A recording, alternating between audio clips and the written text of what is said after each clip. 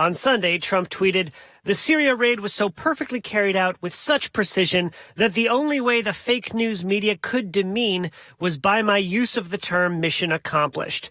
I knew they would seize on this, but felt it is such a great military term, it should be brought back. Use often." Now, there are published reports that a fact-finding team from the Organization for the Prohibition of Chemical Weapons is being denied entry to locations where poison gas was reportedly used. This team is on the ground in Doma, but it is not being given safe passage according to the United Kingdom. All right. But what now for the United States? What is the strategy in Syria post-Islamic State? How does this administration navigate around this twisted, tangled, geopolitical hot mess that includes Bashar al-Assad, Russia, Turkey, Iran, the Islamic State, and to top it all off, an ongoing, brutal internal civil war?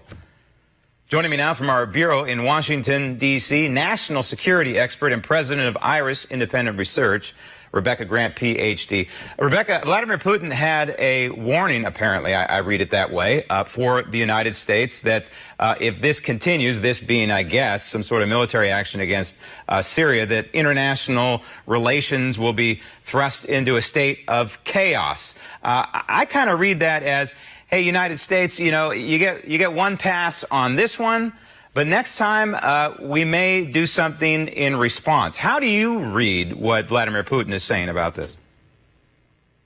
It's the old expression, Graham, the horse has already left the barn. I'm amazed that he waited all this time to deliver that warning. You know, the fact is Russia saw this coming. They had a lot of advance notice. They got out of the way.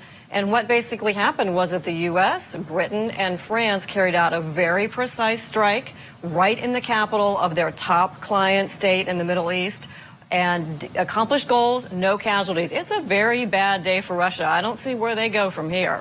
U.S. sanctions now. This is, the United States strikes militarily, and then there's an economic strike. The sanctions obviously affect Syria. But it looks as though these sanctions are also targeting countries that do business with Syria. And clearly, countries like Iran and Russia are right in the middle of that. So in a way, these are kind of a backdoor, another way to put sanctions on Russia, correct?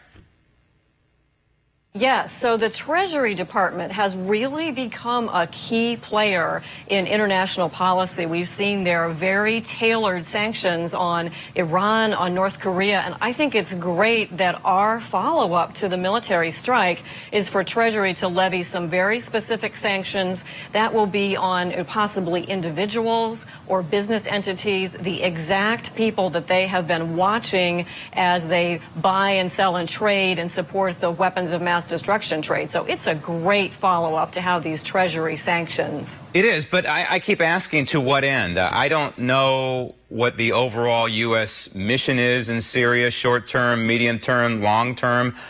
Is it regime change? It doesn't seem like it. It seems as though maybe it's more a goal to contain this guy, Bashar al-Assad, maybe within the borders, maybe to get Russia to not do business as much with Syria. We rained 105 missiles down on this country. What do you think the long and the short, well, we know what the short-term goal is, obviously to take out the chemical weapons. Long-term, what is or what should be the U.S. goal there? Fair question. So our short-term goal is to continue the ISIS mop-up operations. You know, last week, without counting those strikes, there were 41 airstrikes that were flown, mostly up in that northeastern region of Syria, where the coalition continues to target pockets of ISIS.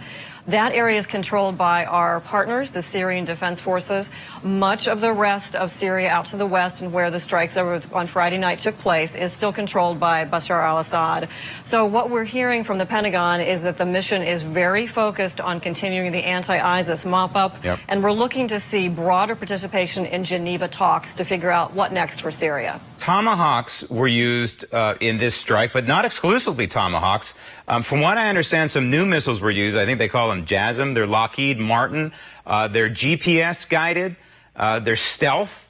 They have some sort of heat-seeking of some kind. And they're also launched from the B-1 bombers. And from what I understand, it's the first time that these missiles that have a fairly long range, I think of some 500 miles, have ever been used in a combat situation like this. So what it means is the B-1s could sit well off the border of Syria and launch these things and then eventually have them hit the targets.